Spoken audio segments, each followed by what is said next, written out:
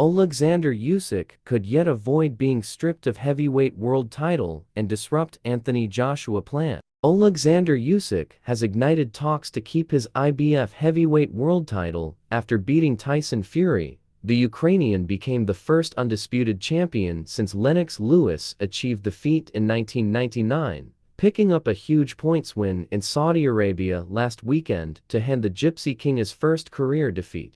But it was revealed that Usyk would likely be relieved of the belt by the IBF for his immediate contracted rematch against Fury. Due to the fact Filip Hrgovic is an overdue mandatory challenger who first earned his position in 2022, Hrgovic is set to face Daniel Dubois on June 1st, and the hope was for the vacant IBF world title to be on the line. Anthony Joshua was plotting his own route to the IBF, with the fight touted at Wembley Stadium against the winner of Hrgovic versus Dubois in September, but Hrgovic, Dubois and AJ's title hopes could still be dealt a huge blow. After it was confirmed Usyk has applied for an exception to try and keep hold of his IBF crown after beating Fury. Usyk's team have filed an official request, and it will now be considered by the organization. According to IBF President Daryl Peoples, should the exception be granted, the Cat could make a defense of his undisputed titles against Fury, who could still cement his name in the history books with the revenge win.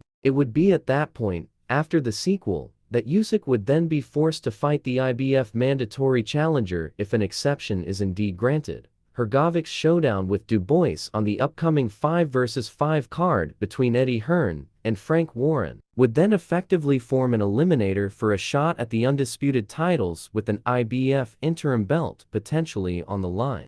Joshua will wait to see what happens, but he could indeed pursue a non-title fight with Fury in 2025.